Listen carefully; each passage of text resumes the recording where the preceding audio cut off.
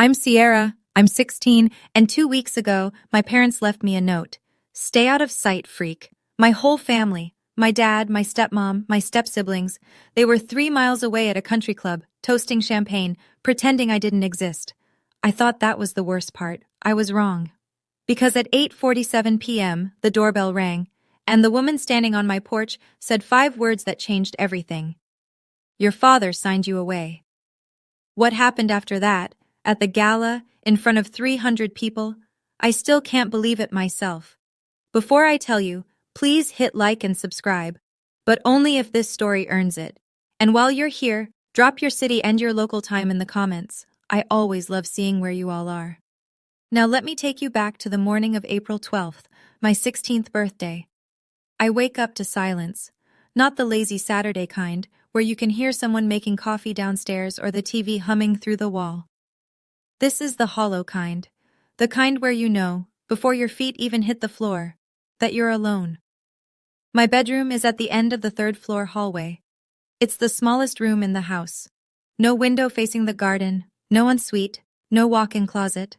I got moved here when I was 6, 2 years after my mom died, because Chloe needed my old room for her vanity setup. That's what Victoria said. Chloe needs the space, sweetie. You understand? I understood. I walk downstairs barefoot. The kitchen is cold. There are dishes in the sink from last night. 4 plates, 4 glasses, 4 sets of silverware. They had dinner without me. Again. I didn't even hear them. I open the fridge for milk, and that's when I see it. A note. Stuck to the fridge door with a magnet shaped like a lobster from our Cape Cod trip. A trip I wasn't invited to. The handwriting is Chloe's. Pink highlighter, big loopy letters like she was decorating a poster for homecoming. Dad's hosting brunch at the club. Don't come. Stay out of sight, freak. See. I read it 3 times. Not because I don't understand it. Because I keep hoping I'll misread it. Freak. That's what they call me when they think I can't hear. But this time, Chloe wrote it down, made it permanent, stuck it on the fridge next to the grocery list like it belongs there. Then I noticed something else. At the bottom of the note, in small blue ink, my father's handwriting. Neat, slanted, controlled. 2 words and an initial. V will explain later. G. Victoria will explain what exactly, and explain what later. I should tell you how we got here. My mom, Lillian Merritt, died in a car accident when I was 4. I don't remember the funeral. I remember her hands. I remember the way she smelled like lavender and oil paint. And I remember a bracelet. Silver, thin, with a tiny star charm, because she never took it off. It's on my wrist right now. It's been on my wrist since the day my dad handed it to me in a plastic hospital bag and said, this was hers. That was the last soft thing he ever gave me. 2 years after Mom died, Dad married Victoria Ashford. She moved in with her 2 kids, Chloe, who was 8, and Brandon, who was 10. Overnight, I went from being the only child in a quiet house to being the odd one out in a loud one. It happened slowly, the way rot does. First, my mom's paintings disappeared from the living room. We're redecorating, Victoria said. Then her photos came off the hallway wall. It's healthier for Grant to move forward. Then the anniversary of her death passed without a word. No flowers, no candle, nothing. And every year, I shrank a little more. Last Christmas, Victoria hired a photographer for a family portrait. I came downstairs in my nicest sweater. Victoria looked at me and said, "Oh, we didn't want to bother you. You always look so uncomfortable in photos." The portrait hangs in the dining room now. Grant, Victoria, Chloe, Brandon, 4 smiles, no Sierra. I told my dad it hurt. You know what he said? "Don't make this harder than it needs to be, Sierra." My mom left me this bracelet. My dad once tried to give it to Chloe for her junior prom. I hid it in my sock drawer for a week. But what I didn't know, what nobody told me, was that my mother left me something else. Something much bigger than a bracelet. I stand in the kitchen for a long time after reading that note. Then I do something stupid. Or maybe something brave. I'm still not sure which. I open the pantry, find a box of vanilla cake mix that's been there since Chloe's last birthday, and I make myself a cupcake. 1 cupcake. In a single ramekin, because I can't find the muffin tin. I stick a birthday candle in it, one of those cheap ones from the junk drawer, already half melted from some other celebration that wasn't mine. I light it with the stove, and I sing, "Happy birthday to you." My voice cracks on the second line. By the third, I can barely get the words out. I blow out the candle. I don't make a wish. I stopped wishing for things from this family a long time ago. I pick up my phone. No texts. No missed calls. Not from Dad. Not from Victoria. Not from Chloe or Brandon. 0. I scroll through my camera roll because I don't know what else to do with my hands, and I find it. The only photo I have of my mother. It's blurry, taken on an old phone, maybe by a nurse. Mom's holding me. I'm maybe 3. She's smiling at the camera, and on her wrist, the same silver bracelet I'm wearing right now. I sit on the kitchen floor. I pull my knees up, and I cry. Not because of the note, not because of the party I wasn't invited to. I cry because I finally hear the thing I've been whispering to myself for 12 years, and for the first time, I let it be loud. I've been apologizing for existing in this house for 12 years, and no one ever told me to stop. The clock on the microwave reads 8:47 p.m. The doorbell rings. I almost don't answer it. I'm glad I did. I wipe my face with the back of my hand, toss the candle in the trash, and walk to the front door. I figure it's a package. Maybe a neighbor's DoorDash left at the wrong house. It's not. There's a woman on my porch. Late 50s maybe. Silver-streaked hair, pulled back in a low twist. Gray blazer over a white blouse, like she just came from court. She's holding a large brown envelope. Thick, the kind with a metal clasp. And her eyes are red. Not like she's been drinking. Like she's been crying. She sees me and goes very still. "You look just like her," she says. I don't know what to say to that. Like who? Your mother. I haven't heard a stranger say that word, mother, in connection to me in years. It hits me somewhere behind my ribs. Who are you? My name is Dorothy Kessler. I'm an attorney, and I was your mother Lillian's closest friend. I've never heard this name, not once. Dad never talks about Mom's friends. Dad never talks about Mom at all. Dorothy glances past me into the dark house. Are you alone? Yeah. Something tightens in her jaw. She looks at the note still stuck to the fridge. She can see it from the doorway. She reads it. I watch her face change. Then she sits down on the porch step, right next to me, like she's known me my whole life. And in a calm, steady voice, the kind of voice that tells you bad news without making you feel small, she says, "Did your father ever tell you about your mother's will?" I shake my head.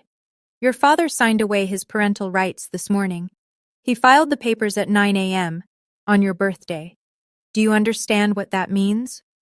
I don't. Not fully. It means, legally, he is no longer your father. And that triggered something your mother put in place 16 years ago.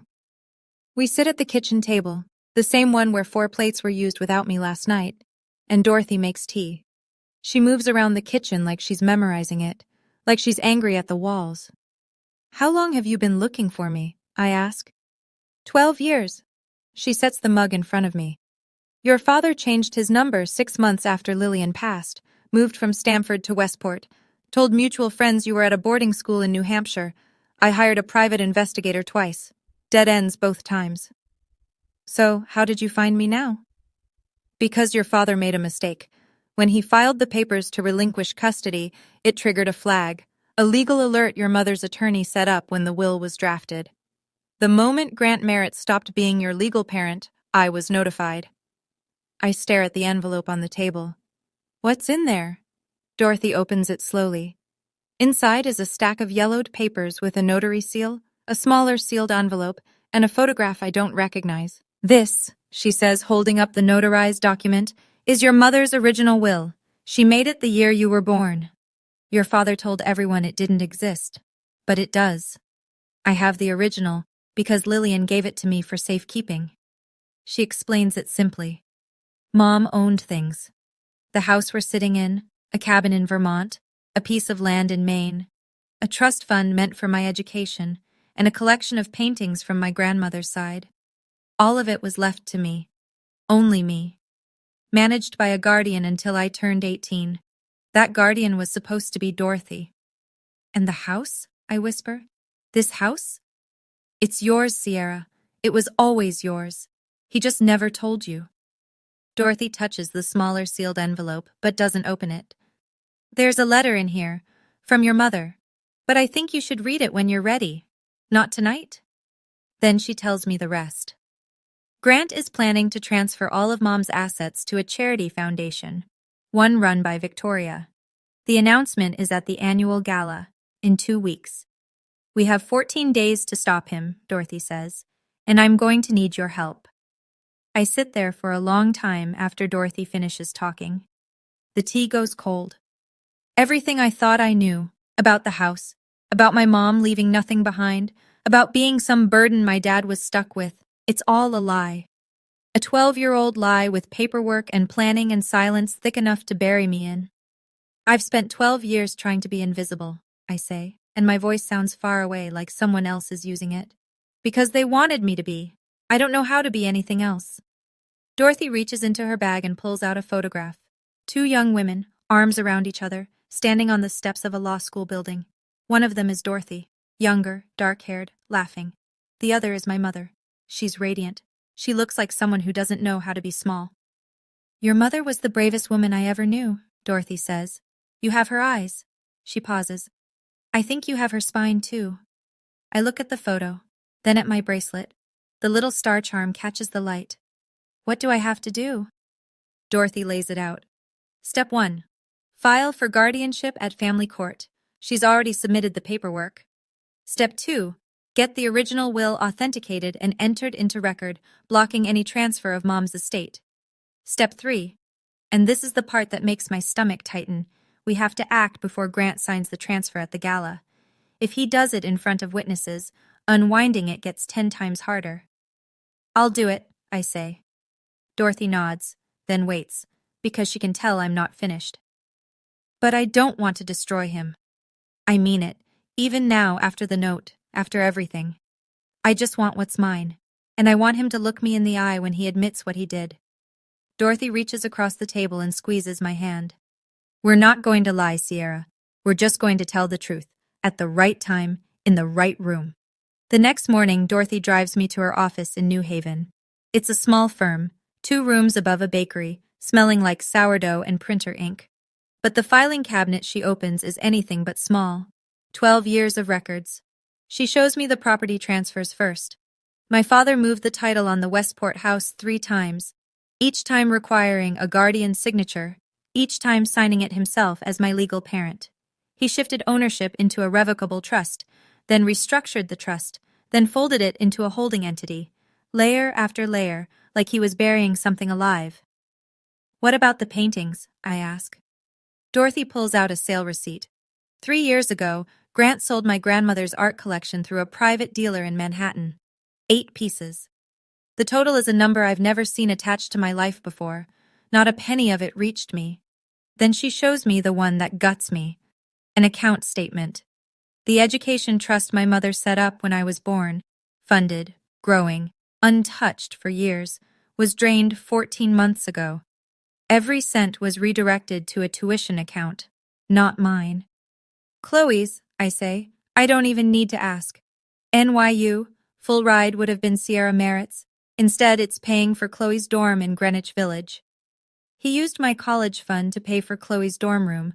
I sit with that sentence for a minute. It's the kind of sentence that rewrites your whole childhood. Dorothy opens one more file, an email printout. From Grant to his personal attorney dated 3 years ago. It reads, "The girl doesn't need to know anything. She's better off not knowing." The girl. Not my daughter, not Sierra. The girl. My phone buzzes. Dorothy, checking her messages. She looks up and something shifts in her expression. The guardianship hearing just got scheduled, she says. Same day as the gala. I feel the room tilt. Morning court, evening gala. One day, everything. Standing in Dorothy's office, staring at that email. The girl doesn't need to know anything. I felt something snap. Not sadness, something sharper. Like the last thread connecting me to the word father just broke clean off. For 12 years, I thought I wasn't enough. Turns out I was too much. Too much of a reminder of what he wanted to steal. I kept wondering, what kind of person looks at their own child and sees an obstacle? Have you ever discovered someone you trusted was lying about everything? Tell me in the comments. I want to hear your story too. I have to go back. Dorothy explains it calmly.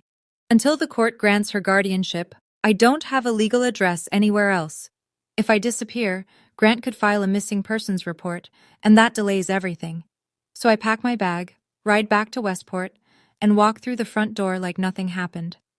No one notices I was gone. 2 days. Not a single question. Victoria is in the kitchen when I walk in. She's on the phone, laughing, holding a glass of sparkling water. She sees me and covers the mic. "Oh, there you are. Grab me the sparkling water, would you? This one's flat." Like I'm the help. I open the fridge, I take my time, and I look, really look, at this house I've lived in for 16 years with new eyes.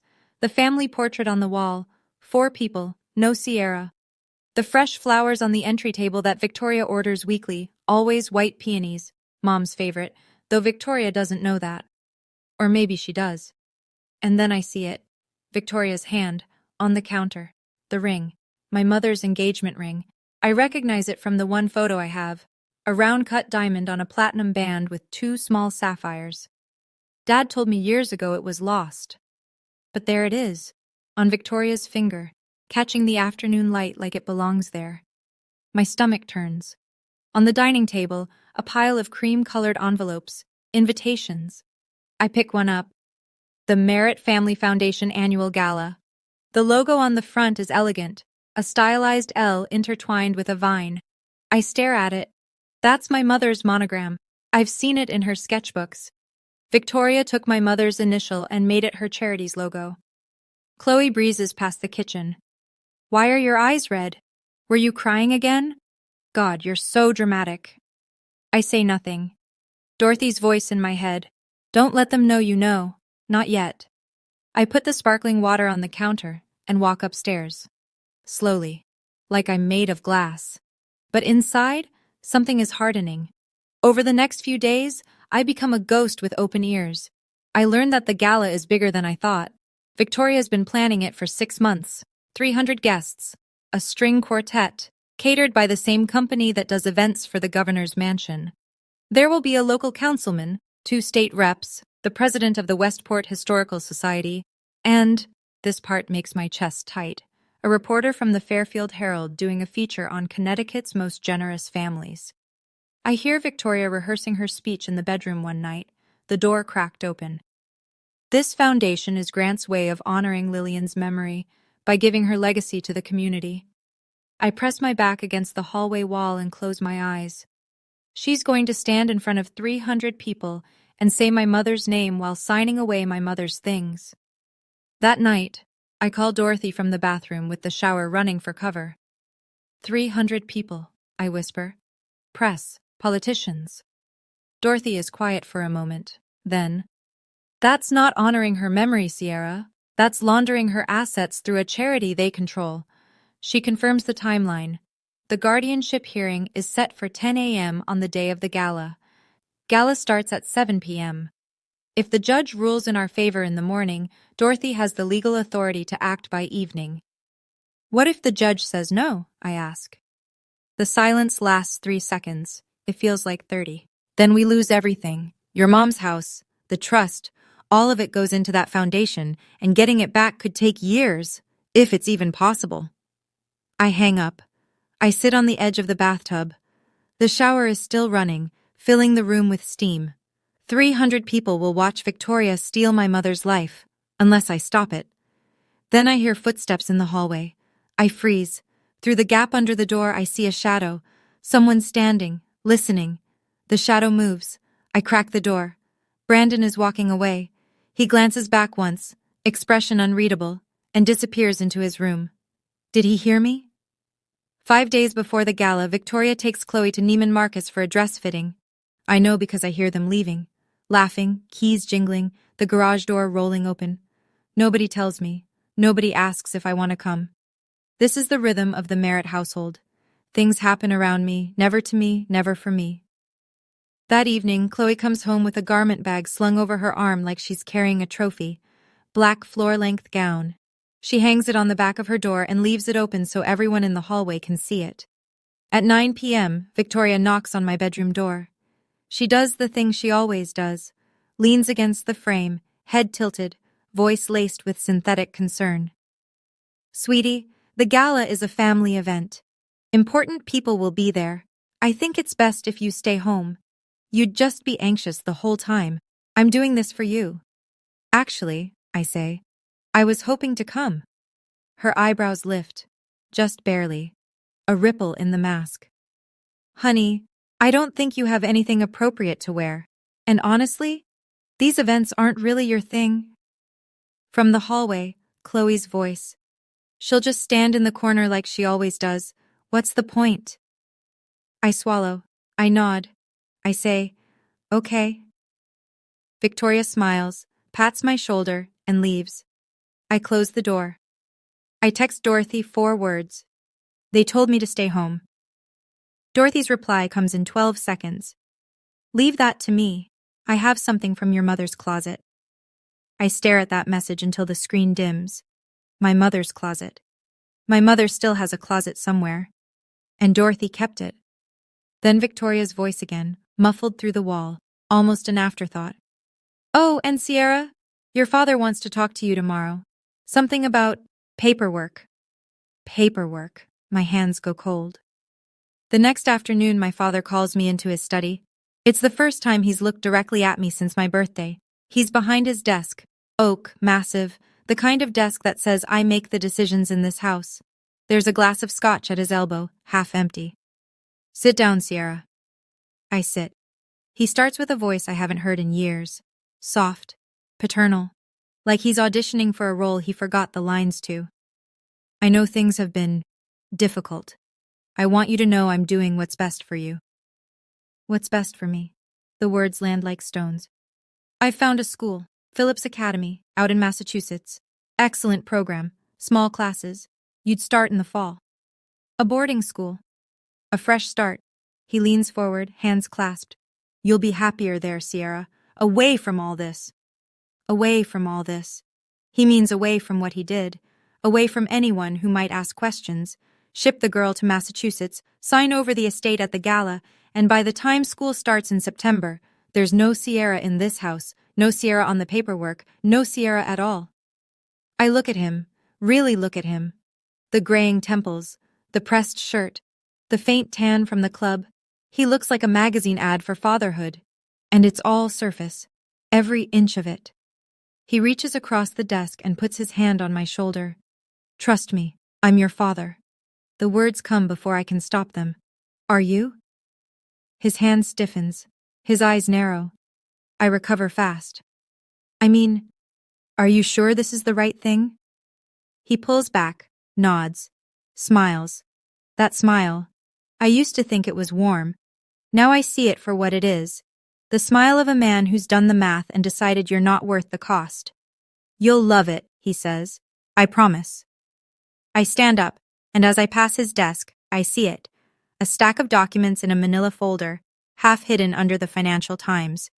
The logo on top, Merit Family Foundation. Below it, in bold, Asset Transfer Agreement. And a date. The night of the gala. I pull out my phone in the hallway, hands trembling. I photograph the folder through the study door, and I send it to Dorothy. Saturday, 4 days out. I tell Victoria I'm going to the library. She doesn't even look up from her phone. Dorothy's office looks different now.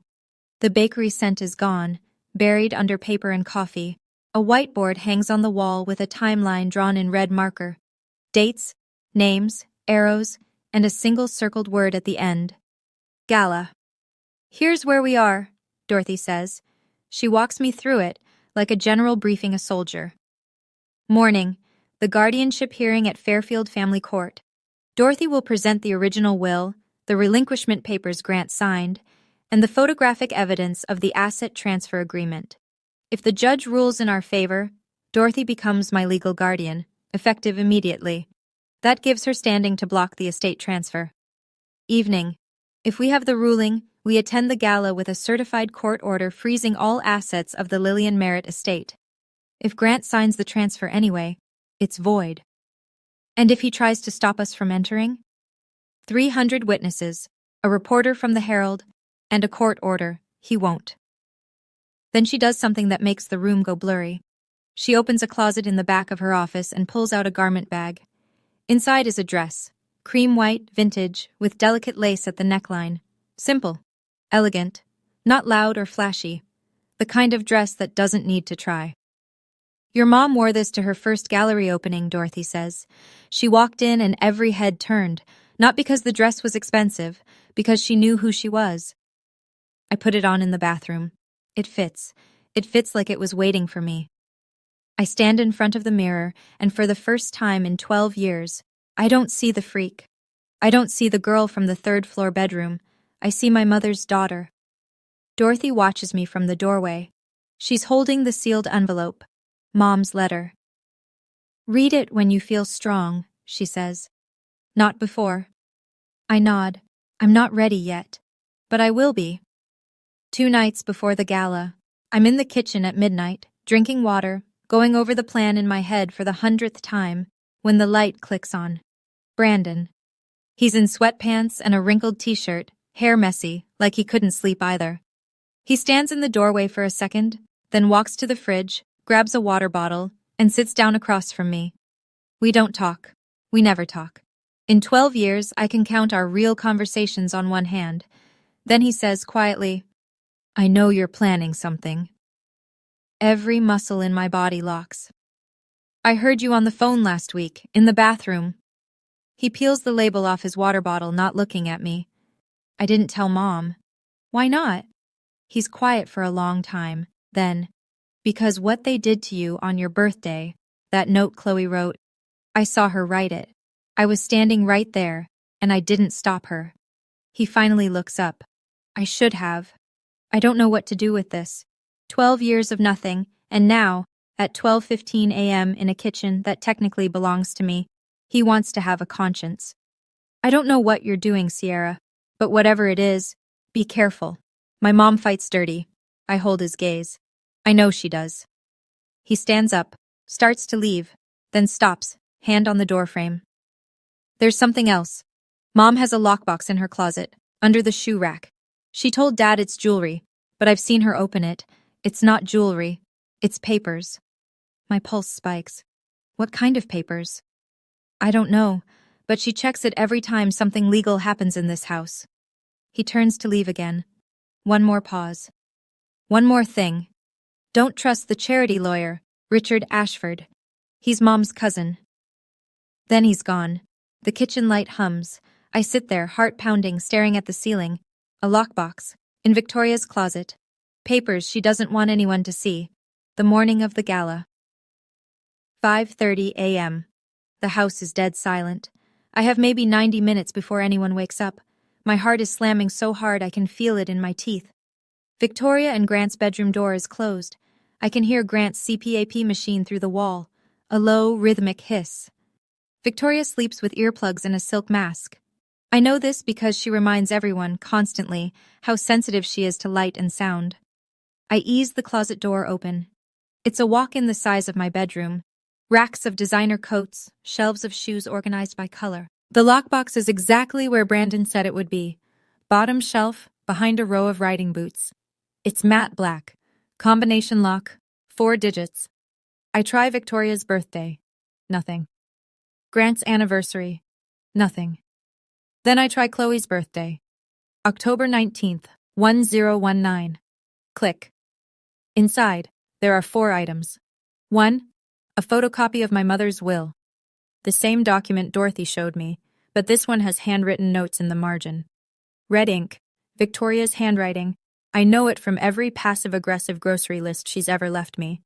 And in the top corner, 3 words circled twice. Keep this away from S. 2.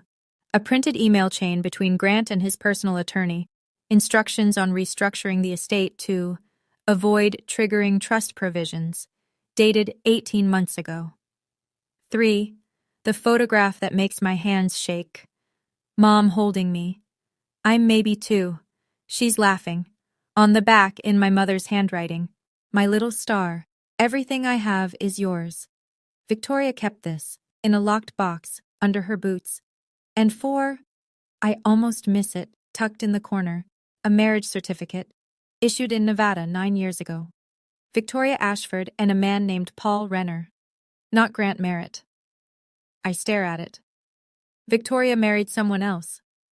And this certificate is dated 2 years before she married my father. Was she still married to Paul Renner when she walked down the aisle with Dad? I photograph everything. Close the box, spin the dial, push the boots back, slide the closet shut. In the hallway, I call Dorothy. My voice is barely a whisper. I have proof Victoria knew. She's been helping him the whole time. Good. This changes the hearing. There's something else. Victoria might have been married to someone else when she married my dad. Silence on the line, then very carefully. Send me the photo. I'll verify it before court. I hang up. My hands won't stop shaking. Upstairs, I hear a toilet flush. Someone's awake. I'm already in my room, door closed, breathing like I just ran a mile. Fairfield Family Court, 10:07 a.m. The fluorescent lights hum like they're nervous too. I'm sitting in a wooden chair next to Dorothy, wearing jeans and a clean blouse. Nothing that draws attention. Dorothy told me to dress like a student, not a plaintiff. Let the documents do the talking, she said. The courtroom is small. One judge, one clerk, a court reporter whose fingers hover over her keys like a pianist about to play. Judge Patricia Holloway enters. She's in her 60s. Silver glasses, no-nonsense posture. The kind of face that's heard every lie in the state of Connecticut and isn't impressed. Dorothy presents our case. She's calm, precise, unhurried. The will, the notary seal, the relinquishment papers Grant signed on April 12th, the photocopy from Victoria's lockbox with the red ink note, "Keep this away from S." The photograph of the asset transfer agreement dated tonight. The judge reads every page. She doesn't rush. Then the door opens. Richard Ashford, Victoria's cousin, the foundation's lawyer, walks in. He must have been tipped off. He argues that the will is outdated and the estate has been lawfully restructured. Dorothy doesn't flinch. She presents the chain of custody for the original will, notarized, stored at a registered trust bank, never contested, never revoked, never superseded. Judge Holloway removes her glasses.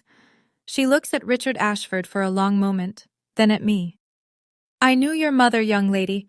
She clerked for me 30 years ago." A pause. "She was meticulous. And this will is airtight." She puts her glasses back on. "Guardianship is granted to Dorothy Kessler, effective immediately. I am also issuing a temporary restraining order freezing all transactions related to the Lillian Merritt estate until a full review is completed." Richard Ashford's pen drops. He doesn't pick it up. Dorothy squeezes my hand under the table. I squeeze back. Outside the courthouse, the April sun is blinding. Dorothy turns to me, leans against the car, and says, "That's step 1. Step 2 happens tonight." She opens the trunk. Inside, a garment bag, a pair of flats, and a brown envelope stamped with the court seal. "Are you ready?" I look at the envelope, then at the sky. "Yeah, I'm ready."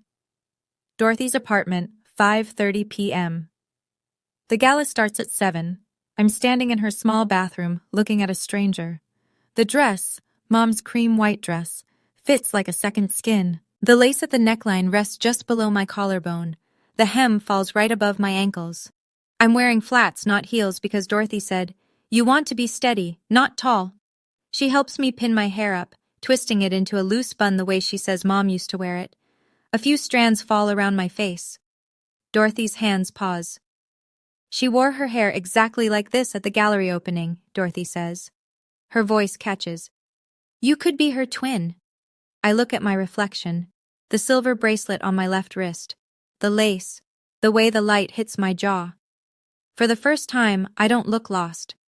I look like I belong somewhere, just not where I've been. Dorothy hands me the court order in a crisp manila envelope. If Grant signs the transfer, we serve this. If he doesn't, we serve it anyway. Either way, it's over tonight. What if he makes a scene? He will. But 300 people with phones will be watching. That's exactly what we want. I nod. I pick up the sealed envelope. Mom's letter. I've been carrying it for 2 weeks. I've held it, turned it over, pressed it against my chest in the dark. I haven't opened it. I open it now. The paper is soft, 16 years old. Her handwriting is small and neat, slanting slightly left. If you're reading this, I'm not there anymore. But know this, everything I built for you. Not for anyone else, not for your father. For you. If anyone ever makes you feel like you don't belong, remember, you are the reason I stayed up every night planning. You are enough, my little star. I fold the letter. I press it to my lips. On the drive to the country club, neither of us speaks. The sun is going down, painting the sky orange and pink over Long Island Sound. The car stops. I can hear the music from the parking lot. Jazz. Something smooth and expensive. The lot is full of BMWs and Teslas.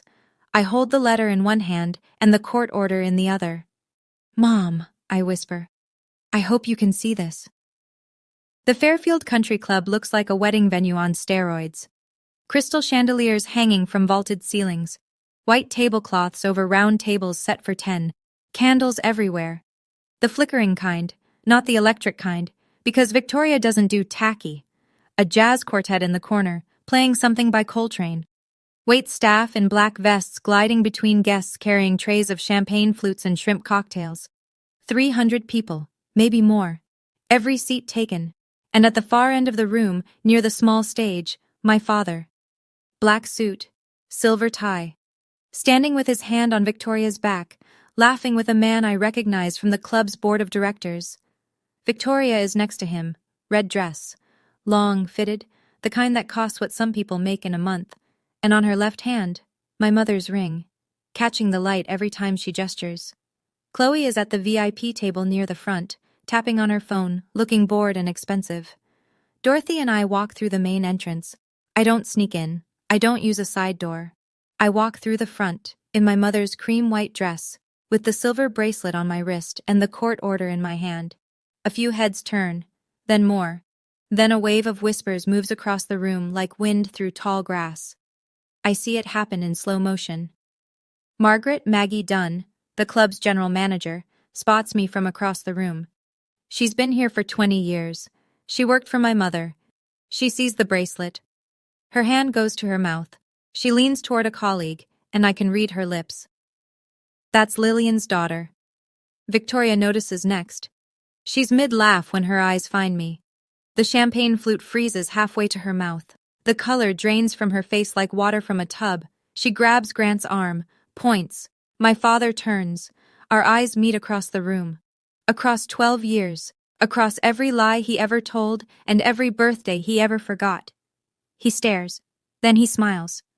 That country club smile. The one built for cameras and strangers. He walks toward me. Slowly. Controlled. He leans in. His voice is low, sharp. Just for me. What are you doing here? I look him dead in the eye. I was invited. His jaw tightens. You need to leave. Now. I don't blink. I don't think I will. Grant's hand closes around my elbow. Not hard enough to bruise, but hard enough to steer. He moves me toward the corner of the room, behind a potted fern the size of a small tree, where the acoustics are bad and the lighting is worse. His voice is a controlled hiss. I don't know how you got in here, but you're leaving, right now. That's interesting, I say. Because according to the court order issued this morning, I have more right to be here than you do. Something shifts behind his eyes. A fracture in the confidence. Victoria appears, materializing the way she always does, perfectly timed, perfectly composed. She puts her hand on my arm and turns on the voice. The warm one. The PTA one. Sierra, honey, you look lovely, but this isn't really your kind of... Victoria. I keep my voice even, quiet. You're wearing my mother's ring. Her fingers curl. She pulls her hand behind her back like I've burned her. 3 guests nearby stop talking. The whispers start again, louder this time, rippling outward. Grant sees it happening. He's losing the room. I can see the calculation on his face, the cost-benefit analysis running in real time. Make a scene or contain this. He chooses wrong. Security, he says, louder than he intends. A few more heads turn. Please escort this young lady out. Two men in dark suits move toward me. Dorothy steps forward. She's been standing 3 feet behind me the entire time. Still, patient, waiting. She holds up a business card. I'm Dorothy Kessler, attorney at law. This young lady is my legal ward as of 10:47 this morning. Removing her from this venue would constitute unlawful interference with a court-appointed guardian. I strongly suggest you step back. The guards stop. They look at each other, then at Maggie Dunn, who's watching from the side. Maggie gives a small nod. They retreat. Grant's face is a mask fighting itself. Victoria leans in, her whisper thin as a blade. Get her out of here before the speech. Too late. The MC is already at the podium. The spotlight swings. A voice fills the room. Ladies and gentlemen, please welcome our host for the evening, Grant Merritt. The room applauds. Grant straightens his tie. He has no choice. He walks toward the stage. I take my seat in the front row. Grant takes the stage like a man stepping onto a landmine and pretending it's a dance floor. The spotlight hits him. He smiles, that wide, practiced donor dinner smile, and waits for the applause to settle. Thank you all for being here tonight. This room is full of people who believe in something bigger than themselves, and I'm honored to stand with you. Polite applause. Victoria beams from the front table, hands folded, queen of the evening. Then he says her name. My late wife, Lillian, believed in giving back. She was an artist, a dreamer, and the most generous person I ever knew. My throat tightens. He hasn't said her name to me in years. But here, in front of cameras, he wraps it in gold. Tonight, to honor Lillian's memory, Victoria and I are proud to announce the Merritt Family Foundation, dedicated to arts education for underprivileged youth throughout Fairfield County. More applause. Louder now. People nod. This is the part where rich people feel good about being rich. Grant picks up a document from the podium, the asset transfer agreement. I recognize it from the photo I took in his study. He holds up a pen. To fund this mission, I am personally donating the full Lillian Merritt estate, her properties, her art collection, her legacy, to the foundation, effective tonight. The room erupts, standing ovation. Victoria wipes a tear that I'm fairly sure isn't real. Grant signs, pen to paper, right there under the spotlight. 300 people clap like they've just witnessed an act of grace. I don't clap, I watch. And next to me, Dorothy doesn't tense, doesn't panic, doesn't reach for the envelope. She just smiles. Small. Certain. She leans over and whispers 4 words into my ear. Now it's our turn. The applause is still rolling when Dorothy stands. She doesn't rush. She buttons her blazer, picks up the manila envelope, and walks to the stage like she's done this 1,000 times. The MC tries to intercept her. She shows him something. I can't see what, and he steps aside. Dorothy takes the microphone. Excuse me. The room goes quiet. Not all at once. It's a slow drain, like air leaving a balloon. Heads turn, phones come up. My name is Dorothy Kessler. I'm an estate attorney licensed in the state of Connecticut. I have a court order from Judge Patricia Holloway, issued this morning, freezing all assets of the Lillian Merritt estate. Silence. The kind you can feel on your skin. The document Mr. Merritt just signed is legally invalid. He has no authority to transfer these assets, because they were never his. Grant steps forward. This is ridiculous. Who let this woman? Dorothy doesn't raise her voice. She doesn't need to. These assets belong to Lillian Merritt's sole heir, as designated in her original notarized will, a will Mr. Merritt concealed for 12 years. She turns to me. 300 pairs of eyes follow. I stand. My knees are water. My spine is steel. I walk to the stage. I take the microphone. And I look at my father. My name is Sierra Merritt. Lillian Merritt was my mother. She left a will that names me as her only heir. My father hid it for 12 years. Every property he just tried to donate, the house, the cabin, the art collection, belongs to me. The room doesn't whisper. It erupts. Chairs scrape. Gasps cascade from table to table. A camera flash goes off, then another. Grant grabs the microphone stand. She's a child. She doesn't know what she's... I don't let him finish. You signed away your parental rights on my 16th birthday. You filed the papers the same morning I woke up alone with a note on the fridge calling me a freak. You sent your own daughter away so you could take her inheritance. I hold up the manila envelope. I have the court order. The court has your relinquishment papers, and now every person in this room knows exactly what you did. Dead silence. 300 people. Not a fork moves. Victoria rockets to her feet. This is a scam. That girl has always been... I turn to her. Calm, level, like I'm reading a weather report. Mrs. Merritt? Or should I say Miss Ashford? Since your marriage to my father might not even be legal. Victoria's mouth opens, closes, opens again. The room is no longer whispering. It's roaring. Grant's mask doesn't crack. It shatters. He steps toward me, finger raised, and the word that starts to leave his mouth, "You ungrateful," dies halfway out when he sees the phones. Dozens of them, held up across the ballroom like lighters at a concert, except nobody's cheering for him. He pivots, tries the other voice, the soft one, the concerned father one, the one he uses when the audience is watching. Folks, this is a misunderstanding. My daughter has been troubled. She has emotional difficulties, and she's been influenced by someone who... Dorothy steps forward. She holds up 2 documents like a teacher presenting evidence at a science fair. Mr. Merritt, here is the court order. And here, she raises the second page, is a photocopy of your late wife's will, found in your current wife's personal lockbox, with her handwritten note in red ink. She reads it aloud. Keep this away from S. Victoria's voice is shrill, cracking. I've never seen that before. Dorothy is unmoved. It was verified this morning, your handwriting, your fingerprints. Grant spins toward Victoria, and the thing that comes out of his mouth, the sentence that will follow him for the rest of his life, he says in front of 300 silent witnesses, "You told me you destroyed that." The room inhales. He just confirmed it, all of it, in one sentence. Victoria looks like she's been slapped. Grant realizes what he's done. His hand drops. His jaw works, but nothing comes out.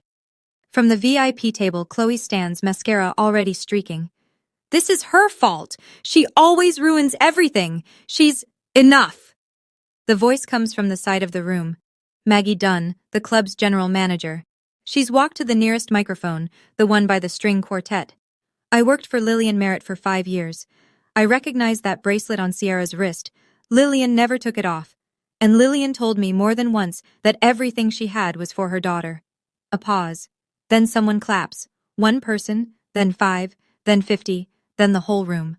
Not for Grant, not for the foundation, for me. The applause fades. The room waits. I look at my father. He's still on the stage, but he's alone now. Victoria has stepped back, physically distanced herself, like he's contagious. Chloe is sobbing at the VIP table, her black gown twisted in her lap. The councilmen and the board members have quietly moved to the back of the room. No one is standing near Grant Merritt. I could destroy him right now. I could read the email. The girl doesn't need to know anything, out loud, and let the Herald reporter print it tomorrow. I could waive Victoria's marriage certificate and watch the gasps multiply. I don't, because that's not why I'm here. I take a breath. I speak into the microphone. My voice isn't loud. It doesn't need to be. I didn't come here tonight to humiliate anyone. I came because you were about to give away everything my mother left for me, and I couldn't let that happen. The room is still. I spent 12 years in that house, the smallest room, the last seat at the table, the one face missing from the family portrait. I spent 12 years being called a freak by people you chose over me, 12 years trying to earn a love that was never coming. I look directly at him, at the man who used to carry me on his shoulders. I'm done trying. He flinches. It's small, but I see it. 300 other people see it too. I'm not asking for your apology. I don't need it. The estate belongs to me. The court has confirmed it, and I'm leaving tonight with my guardian, Dorothy Kessler, who, unlike you, kept her promise to my mother. I touch the bracelet on my wrist. The little star charm is warm from my skin. Mom, I say, softly enough that only the front row can hear, I kept it safe. Just like you asked. I turn from the stage and walk down the center aisle. Dorothy falls in beside me. Our heels click and sink on the hardwood floor. Behind us, silence first, then applause, Not polite applause, the real kind, the kind that has weight. I don't look back. We make it to the lobby before my legs give out. Dorothy catches my arm. Sit, she says, guiding me to a bench near the coat check. Breathe. You did it. My hands are shaking. My whole body is shaking. But something in my chest, something that's been clenched tight since I was 4 years old, is finally letting go. Through the glass doors to the ballroom, I can see the fallout unfolding in real time. Grant is standing at the podium, alone, staring at the signed document that is now worth nothing. 2 board members are speaking in low, urgent tones near the bar. The Herald reporter is scribbling in a notebook so fast her hand is a blur. Victoria is nowhere in the ballroom. Then I spot her, through a side window, in the parking lot, pacing, phone pressed to her ear. She's calling someone. The call isn't connecting. She tries again. Again. Richard Ashford, Victoria's cousin, the foundation's lawyer, is walking very quickly toward the exit, briefcase in hand, not making eye contact with anyone. Chloe hasn't moved. She's sitting at the VIP table alone, mascara tracks down both cheeks, staring at her phone like it holds some answer. It doesn't. And then there's Brandon. He's standing near the exit, apart from all of them. He catches my eye through the glass, and he does something I didn't expect. He nods, one small, slow nod. I don't nod back, but I don't look away either. Maggie Dunn appears at my side. She's carrying a small envelope, old, slightly yellowed at the edges. Your mother left this with me 15 years ago, she says. She said, give it to Sierra when she's old enough to fight for herself. I open it. Inside is a photograph, the same image I found in Victoria's lockbox, but this is the original. Unwrinkled. Unfolded. Mom holding me. Laughing. The bracelet on her wrist. On the back, her handwriting. My little star, you are enough. I close my eyes. Dorothy puts her arm around me. Let's go home, Sierra. That moment, walking out of that ballroom with 300 people watching, I won't lie, my knees were shaking. My hands were shaking. I think even my voice was shaking. But something inside me was steady. For the first time in 16 years, something inside me was steady. Like my mom was walking with me. Like she'd been waiting for me to stop standing in the corner and finally cross the room. Have you ever had a moment like that? A moment where you finally said enough? Not screaming it, not slamming doors, just saying it, calmly, and meaning it. I'd love to hear about it. Drop it in the comments. And if you're still watching, thank you. You're the reason I'm sharing this. 1 week later.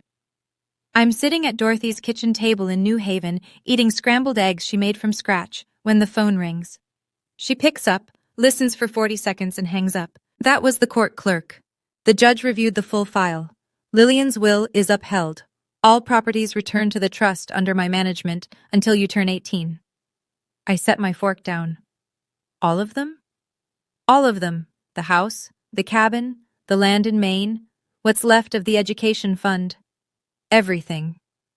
Grant has 60 days to vacate the Westport house, the house my mother bought. The house he raised another woman's children in while hiding my existence from the one person who was supposed to protect me. The Merritt Family Foundation is under investigation. The State Attorney General's office opened a preliminary inquiry into whether the charitable donation constituted fraudulent asset transfer. Victoria has been called in for a deposition. The Fairfield Herald ran the story 3 days after the gala. Front page of the local section. Gala host confronted by daughter over hidden will. Grant's photo, mid-speech, mouth open, caught in that fraction of a second where his face hasn't decided which lie to tell next. Victoria filed for divorce, but the filing was suspended because Dorothy quietly submitted the Nevada marriage certificate to the court. If Victoria was still legally married to Paul Renner when she married Grant, the second marriage may be void, which means Victoria has no spousal claim to any of Grant's assets. None. Chloe's tuition account at NYU is under review. If the funds are traced back to my mother's education trust, which Dorothy says they will be, Chloe may have to repay them. I think about all of this. Then I eat my eggs. Dorothy watches me from across the table. How do you feel? I think about it honestly. Free? I say. I feel free. 2 weeks after the gala, my phone rings. Caller ID, Brandon Merritt. I almost don't answer. My thumb hovers over the screen for 3 full rings. Then I pick up. Hey. His voice is quieter than I remember, stripped down. Hey. Long pause. The kind where you can hear someone gathering courage. I'm not calling to ask for anything, he says. I just wanted to say, you did the right thing, and I'm sorry I didn't do it sooner. Any of it.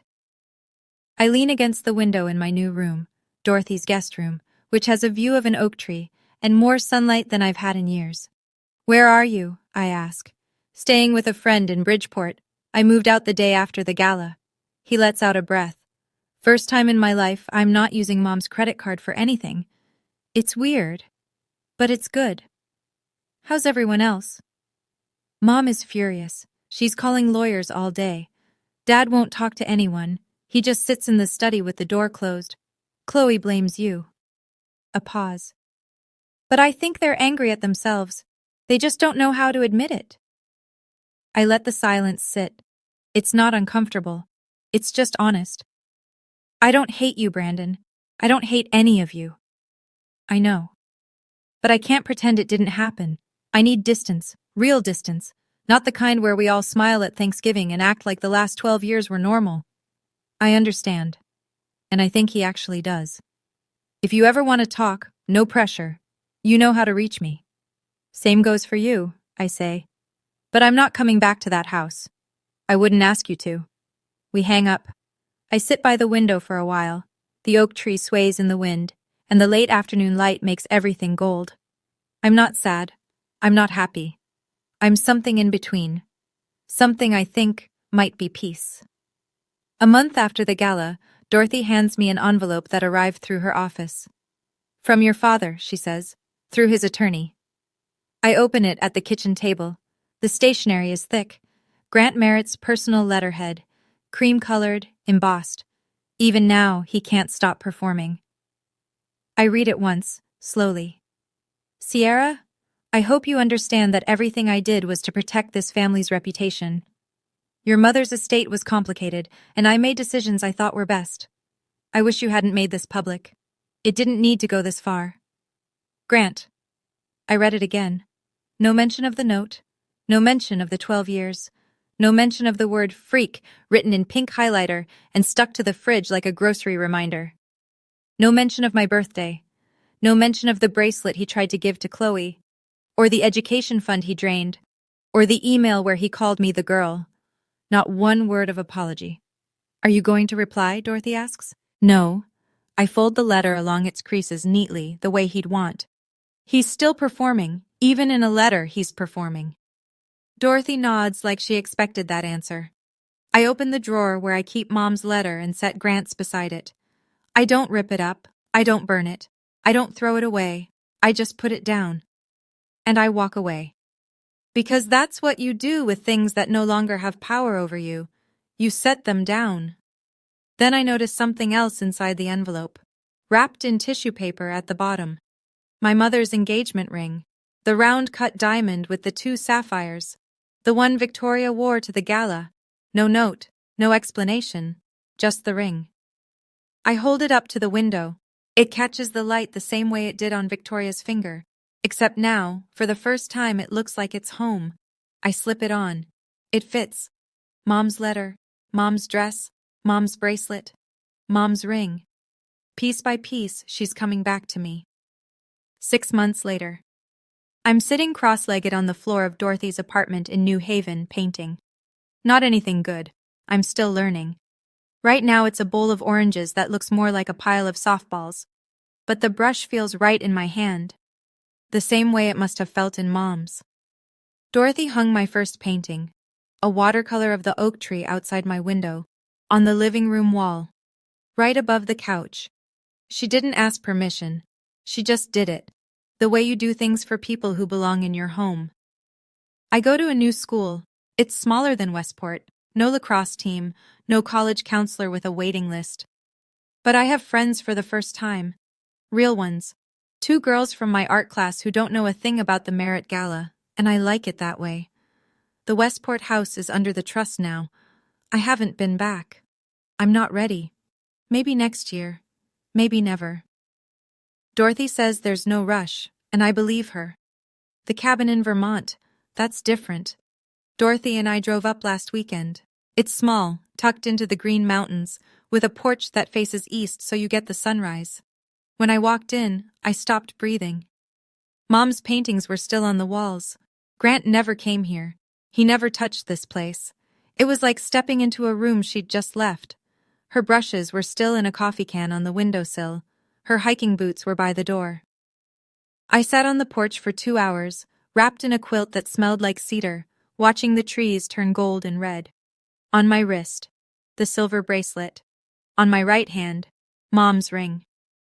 She would have loved seeing you here, Dorothy said from the doorway. I think she can see me, wherever she is.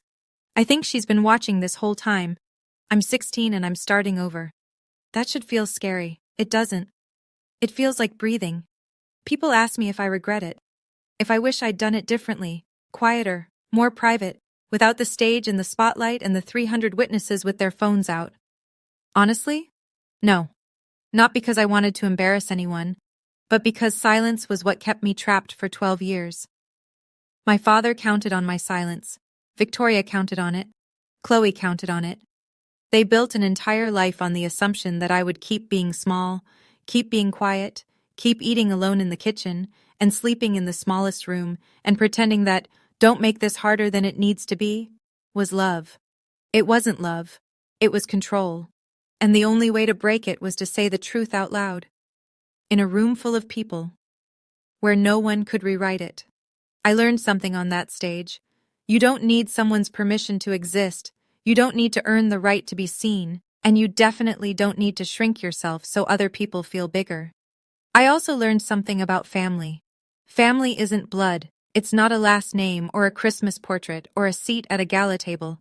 Family is the woman who drives 12 years to find you. Family is the person who keeps your mother's dress in a closet because she believes someday you'll need it. Family is a quilt on a porch in Vermont and a painting hung on the wall without asking.